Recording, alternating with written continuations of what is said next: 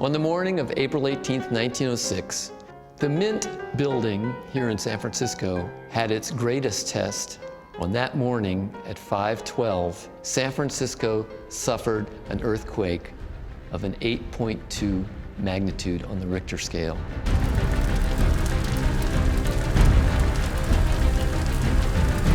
It was the largest earthquake that had occurred in the United States as far as anyone could remember. And it shook San Francisco for a full minute. If you've never been in an earthquake, a 1-minute earthquake can seem like it lasts 15 minutes. As buildings around you shake, the grounds around you shake. This was such a strong earthquake in 1906 that when it was finished, railroad tracks looked like spaghetti. Buildings were slumped out in the street. Much of the siding on San Francisco's City Hall had fallen off and it looked like a crumbling Roman ruin. In addition, it broke gas mains and water mains. Many of those gas mains lit into fires. And here in this area, this part of San Francisco where the old San Francisco U.S. Mint is located, many of those fires grew together to create one massive conflagration. Now, San Francisco's fire department didn't have to summon its men to the fire stations. Those men instinctively knew what to do. They rushed to their fire stations. They loaded the fire trucks up. They wheeled the trucks out on the street. They headed toward the burning buildings in the South of Market area where the old Mint is located. They got in front of the burning buildings. They jumped off of their fire trucks. They connected the fire hoses to the fire hydrants. Then they pointed the nozzles of their hoses at the burning buildings. They turned on the fire hydrants, but nothing happened because the water mains had been broken and there was no water to fight the fire. And so over the next few hours, they saw all these fires grow together into one massive firestorm that started to eat away the entire neighborhood.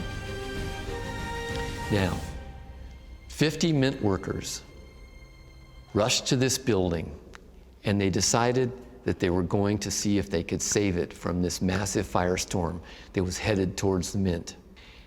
Now, normally that would have been a hopeless task because it was such a massive fire.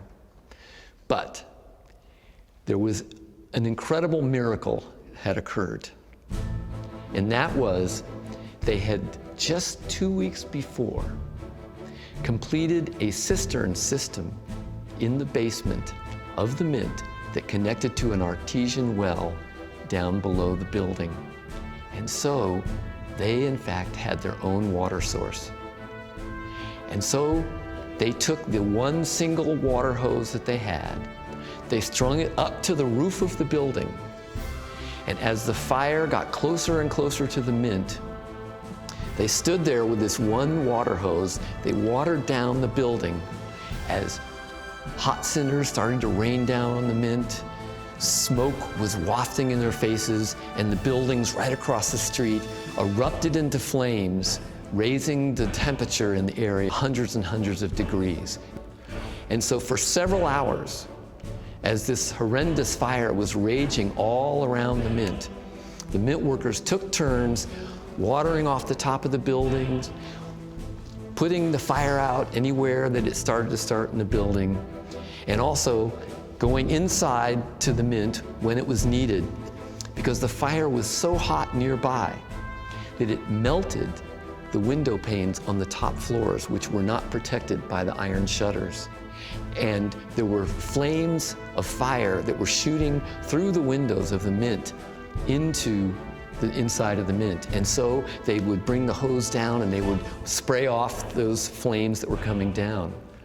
In addition, the sandstone siding on the outside of the Mint grew so hot and it expanded so much that pieces of that sandstone started popping off the building, making explosive-like sounds as those pieces popped off. And if you can imagine what it must have been like for those men to hear the roar of the fire, the explosion of those pieces popping off, But they held their ground for several hours until finally the fire started to die down after it had burned all the buildings surrounding the mint and had moved on to other parts of the city. And so when it was safe, they opened the front doors of the mint. They stepped outside to a scene of utter devastation. Everywhere the city was just in rubbles. Then they turned around and they looked at the mint itself, and they saw it was blackened by soot and battered by flames. But there it was, still standing, still intact. And they had saved the 200 million in gold and silver coins and bullion in its basement. Now this was important not just to the government, which obviously wanted to retain all of the metals that were protected here, but it turned out it was incredibly important also to the city of San Francisco. And that's because all of the other banks in San Francisco had burned down, and so these banks did not have access to the currency and coins that they normally kept, much of which was in superheated safes that couldn't be opened because they were so hot. And so for the next few weeks, the old mint became an umbrella bank and made good on all the deposits from other banks and were able to hand out money to people for survival and rebuilding. And thus, the old mint was instrumental in San Francisco pulling itself back up after this utter devastation and helping the city rebuild into what it is today.